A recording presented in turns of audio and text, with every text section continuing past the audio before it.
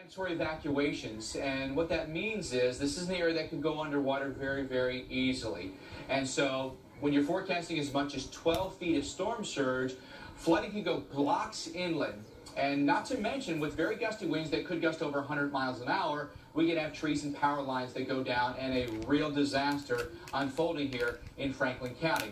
Now, there's generally just one way in and one way out. It's US 98. Now, there's the big bridge and causeway to go east out of here. She's headed toward Tallahassee. Now, what they're going to end up doing is they're going to end up closing that bridge once the winds get to 40 miles an hour. That's likely to happen overnight tonight. They'll put deputies at the causeway there and block it off. So there's still opportunity to leave, but by the time you wake up tomorrow morning, or especially by tomorrow afternoon, that escape route will not be available to you any longer. It'll just be too dangerous, the high winds across that bridge.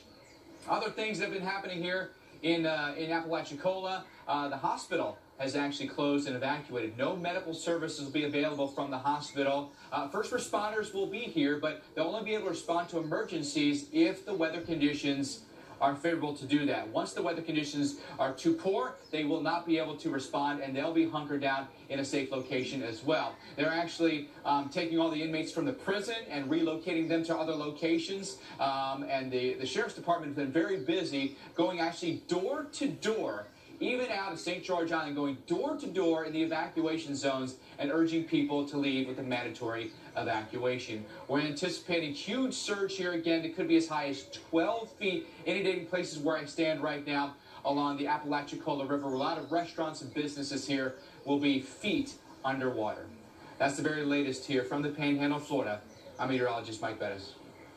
All right, Mike, thank you. It's not just there. It's also farther west towards Panama City and then down along the Big Bend and right down along the west coast as well. A huge area being affected by the storm surge warning right now across northwestern Florida and the west coast of Florida. Now, this is what the storm is going to be looking like into tomorrow afternoon. We're going to be looking at a massive push of water onshore into the afternoon, into that coastal bend there and points farther west.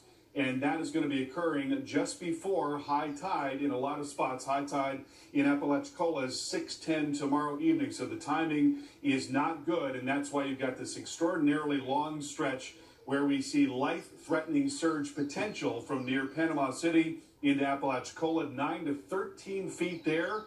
And then 6 to 9 feet down to Cedar Key and also towards Panama City, and 4 to 6 down around Crystal River.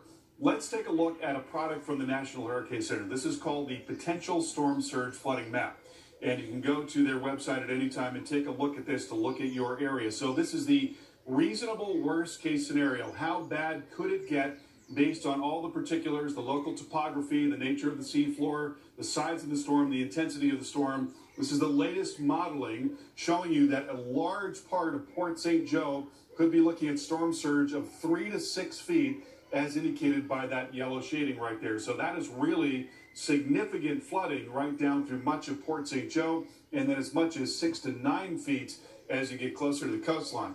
Then we take you over to St. Mark's and the St. Mark's River, and look at this massive area here seeing flooding of above 9 feet. You would not want to be anywhere near downtown St. Mark's as that begins to come in. And again, the storm coming in during the day tomorrow, the worst of it towards tomorrow afternoon, and the storm surge is going to be maximized at that time.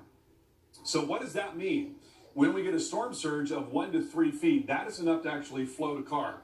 And of course, it's flooding homes and businesses at that time. It's getting very, very difficult to escape at that point. You can float a car with just a couple of feet of water, and the water has oftentimes got power, it's got flow, it's got oil in it, it's got chemicals in it. It's just not something you want to tangle with at all.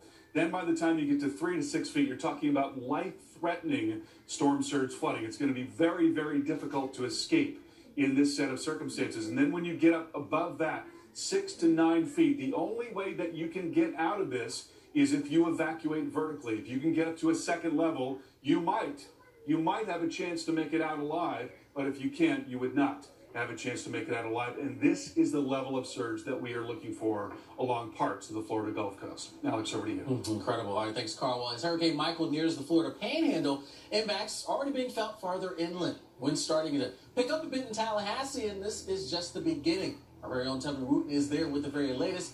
A live report that's still ahead as our special coverage of Hurricane Michael continues.